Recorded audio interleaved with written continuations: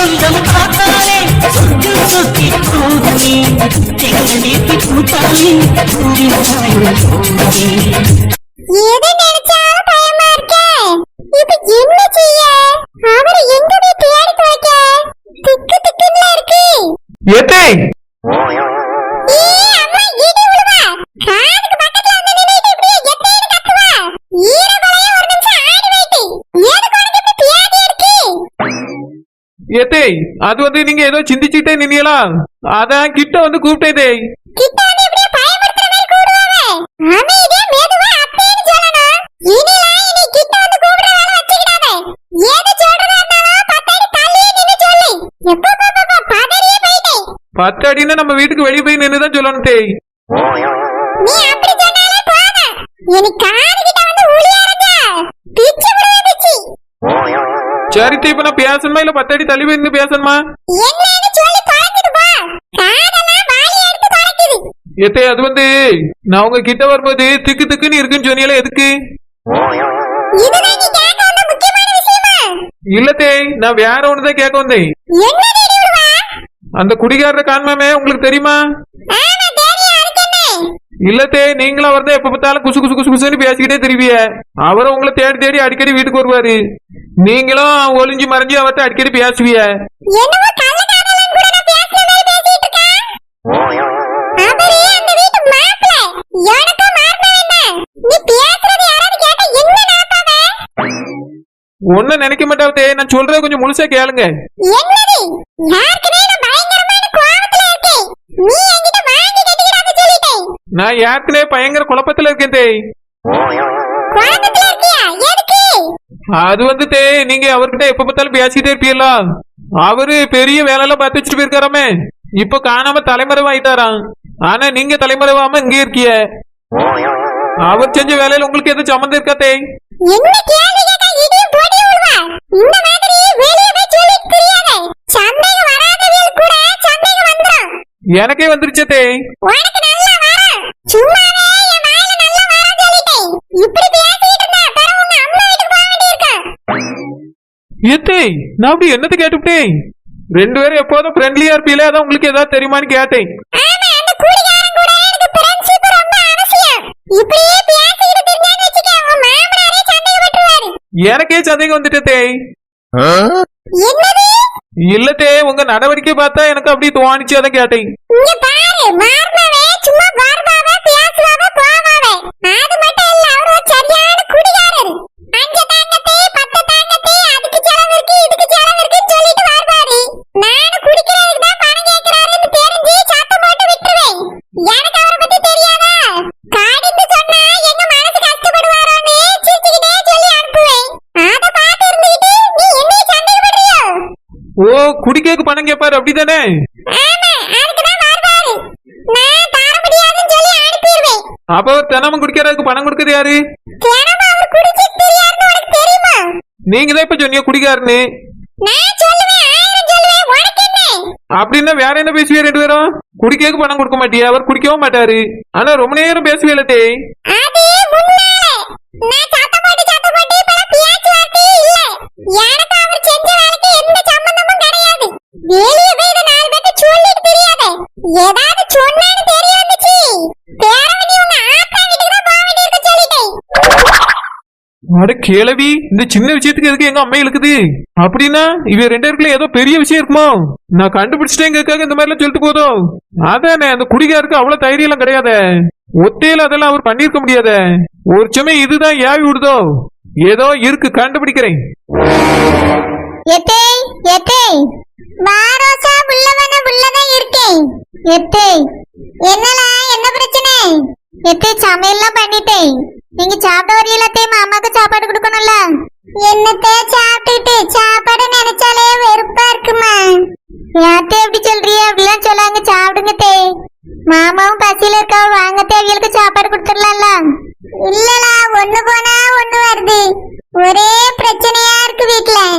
நினைச்சு ஒரே மனசு கஷ்டமா இருக்கு. என்ன பண்ணனே தெரியல. கல்யாணத்தை முடிச்சு வச்சாச்சு, அது பாட்டுக்கு பாலானி பார்த்தா ஒரே சண்டை போட்டுட்டு கிடக்குதுவே. என்னதான் சொல்ல, யார சொல்லன்னு தெரியலையே. எத்து அதாத்தே நானும் பேசலான்னு வந்தேன் உங்ககிட்ட. என்னதுல நீ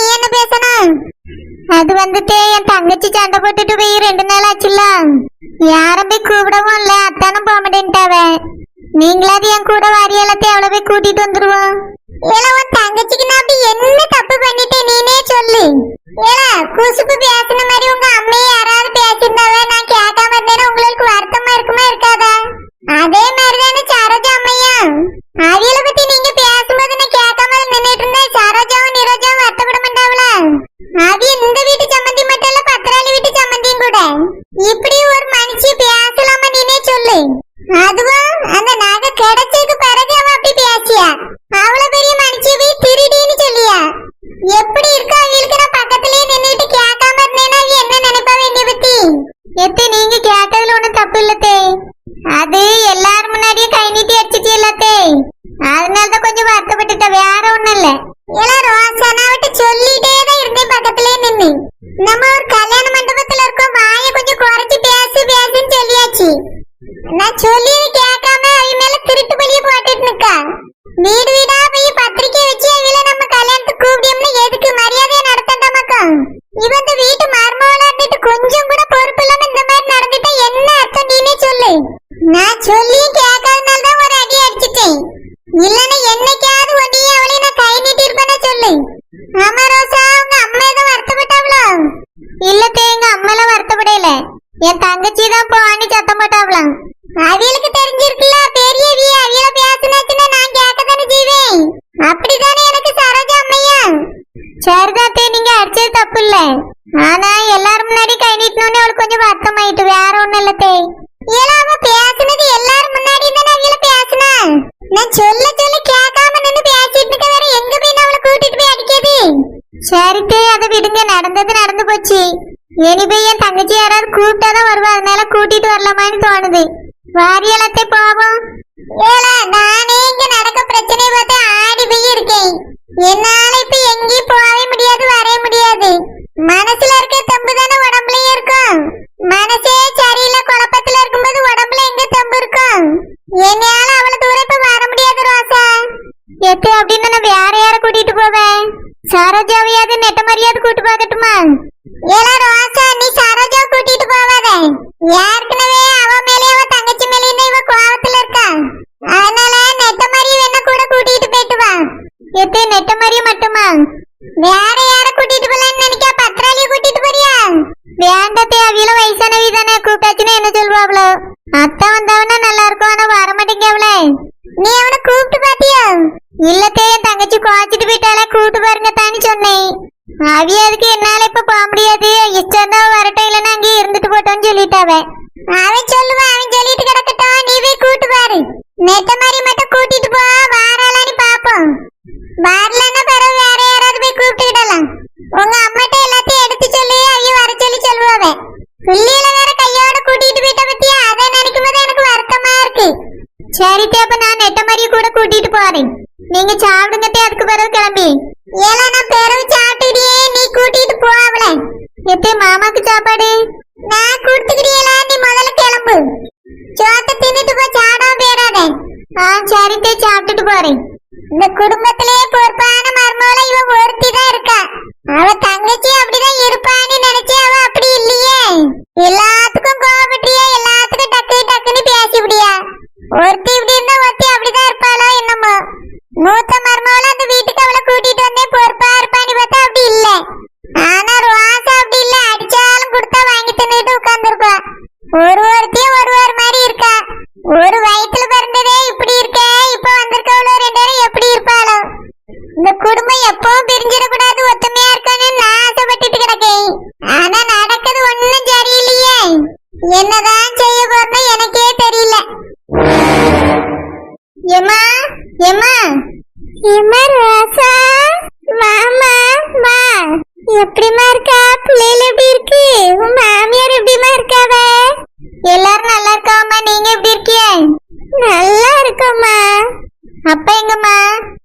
அப்பா இப்ப சொத்த மிந்திதாம்மா வெளியே போனாவ, இப்ப வந்துருவாவம்மா. உட்காருங்க. எம்மா நெட்ட மாதிரி நல்லா இருக்கியம்மா?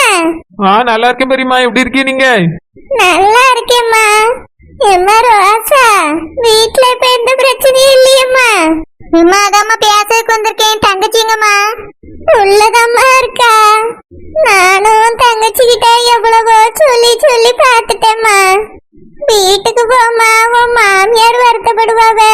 புருஷன் வருத்தப்படுவாருன்னு சொல்லியாச்சு. கேட்கணும்ல, முன்னாலேயாவது அவ மட்டும் வருவா. இப்ப பாரு, பிள்ளைகளையும் சேர்த்து கூட்டிட்டு வந்துட்டா. அதுவெல்லாம் அவகிட்ட கேட்க பயந்துகிட்டு என்கிட்ட வந்து எப்போ வீட்டுக்கு போவோம் பாட்டின்னு கேக்குதுவே. சொன்னாலும் புரிஞ்சுக்கிடவே மாட்டேங்க அம்மாவும் தங்கச்சி. ரொம்ப கோவப்படியா, பிள்ளைகள்ட்டையும் எரிஞ்சு எரிஞ்சு விழியாம்மா. ஏம்மா பிள்ளைலங்கம்மா? பிள்ளைகளே பள்ளியிடத்துக்கு போயிருக்குது அம்மா. என்னம்மா சொல்றிய? பள்ளியிடத்துக்கா மாத்தி சேர்த்தாச்சோ? இல்லம்மா, அந்த ஸ்கூலுக்கு தான் போகுதுவே. உங்க அப்பா தாம்மா காலையில கூட்டிட்டு போய் விட்டுட்டு வந்தாவே. இன்னும் கொஞ்ச நேரத்துல கிளம்பி போய் கூப்பிட போயிருவாவம்மா. பைய கோவத்துல வந்தாலும் தூக்கிட்டு தானே வந்திருக்கா. அதனால இங்க இருந்தே பள்ளியிடத்துக்கு பிள்ளைகள் போய் படிச்சுட்டு வருது. இன்னைக்குதான் பிள்ளைகளை அனுப்பி விட்டுருக்கோம். சரிம்மா. குஷ்பு கூடுங்கம்மா, அவட்ட பேசணும். உள்ளதாம்மா இருக்கா? கூடுமா, நான் பேசி பாக்கேன். குஷ்பு, குஷ்புமா, யார் வந்திருக்கான்னு பாருமா. குஷ்பு ஏக்கா, வாக்கா. நெட்ட மாதிரி வா. எம்மா, நீ கூப்பிட்ட உடனே புருஷன் தான் வந்திருக்காரோன்னு நினைச்சு வந்தேன். ஏன் குஷ்பு, அக்கா வந்தது உனக்கு பிடிக்கலையோ? சீச்சி, அப்படிலாம் இல்லம்மா, அவர் தான் வந்துட்டாரோன்னு நினைச்சேன். அக்காவோ என்னையும் மாட்டாம அந்த வீட்டுல. நான் அது வாயை திறந்து பேசிடுவேன். அக்கா அது கூட பேச முடியாம தான் அந்த வீட்டுல இருக்கா. என்னக்கா, சரிதானே? குஷ்பு, எதுக்கு நீ இப்படி பேசி? அந்த வீட்டுல நம்மளுக்கு என்ன பிரச்சனை இருக்கு? அத்தை தானே கொஞ்சம் கை நீட்டி ஒரு அடி அடிச்சுட்டா நீ தாங்க மாட்டியாக்கும். அதுவும் ஐயோ ரொம்ப நேரமா சொல்லிட்டே இருந்தாவ, நீ கேட்கலங்கிறதுனால தான் ஒரு அடி அடிச்சுட்டாவே. இல்லன்னா அத்தை என்னைக்காவது கோவப்பட்டிருக்காவல, கை நீட்டி தான் அடிச்சிருக்காவல சொல்லு. நீ என்னதான் இருந்தாலும் சித்திய பேசினே தப்பு தானே. எம்மா, இவா சரோஜினி அம்மையே எல்லாரும் முன்னாடியே திருடிட்டியே, நீங்க திருடின்னு சொல்லியா? அதுவும் அந்த நகை கிடைச்சதுக்கு பிறகு திரும்ப திரும்ப சொல்லிட்டு இருக்காமா. அதாம அத்தை இவ வாய் அடைக்காக கோவத்துல ஒரு தட்டு தட்டிட்டாவ. அது இவளுக்கு வலிச்சிருக்க கூட செய்யாது, எதுக்கு இப்படி கோவப்பட்டுட்டு வரணும்? ஏக்கா, அத்தை அடிச்சது வலிக்கல, ஆனா எனக்கு மனசு வலிச்சிட்டு. அந்த சரோஜினி முன்னாடி நீ அடிச்சிட்டாவக்கா. அவ யாரு? நேத்து வந்தவ. அவ முன்னாடி அந்த வீட்டு மூத்த மருமவ அடி வாங்கினா அவ என்ன நினைப்பா? நாளை பின்ன நீ மதிப்பாளா? புஷ்புமா, இருந்தாலும் பெரிய விலங்கி எப்படி பேசுனது தப்பு தானம்மா. அது என்ன பிரச்சனையோ எது பிரச்சனையோ உன் அத்தை எல்லாத்தையும் பாத்துக்கிடுவாபன்னு நீ விட்டுட்டு தூரம் ஒதுங்க வேண்டியதானே. நீ எதுக்காக முட்டு கொடுத்துக்கிட்டே நின்று இப்படி கெட்ட பேர் வாங்கணும்? நகைதான் கிடைச்சிருச்சு இல்லம்மா, பேச்ச குறைக்க வேண்டியதானே. திரும்ப திரும்ப நீ எப்படி பேசின உடனே சம்மந்திக்கு கோவம் வந்து ஒரு தட்டு தட்டிட்டாவ. அதையே நீ மனசுல வச்சுக்கிட்டு இப்படி கோவத்துல வந்து இருக்க கூடாதுமா. பிள்ளைகளுக்கும் நீ அங்க இருந்தாதான் பிடிக்குது. இங்க இருந்து இவ்வளவு தூரத்துல பள்ளியிடத்துக்கு தினமும் உங்க அப்பாவால கூட்டிட்டு போயிட்டு வர முடியுமா? அங்க நாலு பிள்ளைகள் கூட பேசி வாங்கிட்டு பிள்ளைகளும் இருக்கும். இங்க அதுவளுக்கு வீட்டுக்குள்ளேயே அடைச்சு போட்ட மாதிரி இருக்குமா. ஏம்மா, அப்படின்னா நான் இங்க இருக்கிறது உனக்கு பிடிக்கலையோ?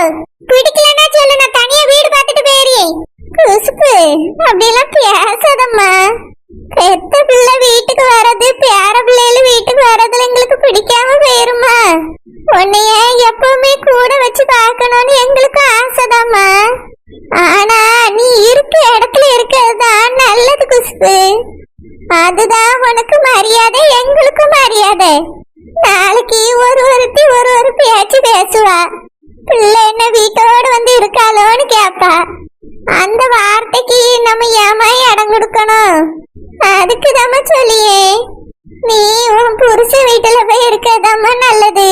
ஏமா, நான் அவர் கூட மட்டும் போய் இருக்கேன், அவரை தனியா வர சொல்லுங்க. நீங்களும் அப்பாவும் போய் பேசுங்கம்மா, அவரை தனி கொடுக்கறதுக்கு வர சொல்லுங்க. இனியே அந்த குடும்பத்துல போய் என்னால வாழ முடியாது. குஷ்பக்கா, அப்படிலாம் சொல்லாங்கக்கா. அது உங்க வீடுக்கா, ஏக்கா அப்படி பேசுறிய? கூட்டு குடும்பத்தை எப்படி ரெண்டு மருமகளும் சூப்பரா கொண்டு போறியன்னு எங்க மாமியார் அடிக்கடி சொல்லிட்டு இருப்பாவ. நீங்க என்னடானா இப்படி வந்து கோவச்சிட்டு இருக்கீங்களக்கா? நெட்டமாரி, இவ்வளவு பேசுறியே, உன் மாமியார் உன்னை அடிச்சா நீ சும்மா விடுவியோ? ஏக்கா, அவைய அடிக்கிறதா? என் மாமியார் என்னை பிடிச்சி கடிச்சே விடுவாவ. என்ன பேச்சு பேசுவா தெரியுமா? அதுக்கு பெரியத்த எவ்வளவு பரவாயில்ல, நான்லாம் அட்ஜஸ்ட் பண்ணி தாக்கா வாழ்ந்துட்டு இருக்கேன். சொல்றதெல்லாம் ஈஸி நெட்டமாரி, அங்க போய் இருந்தாதான் கஷ்டம் என்னன்னு தெரியும். நான் அந்த வீட்டுக்காக எவ்வளவு மாடா வளைச்சிருக்கேன் தெரியுமா? ஆனா யாருமே மதிக்க மாட்டேங்காவ. நேத்து வந்தவிய முதற்கொண்டே நீ மதிக்க மாட்டேங்காவ. அதுக்கு காரணம் யாரு? அத்தையோ என் புருஷனும் தான். எல்லாரும் முன்னாடி கை நீட்டி அடிச்சிரியாவ.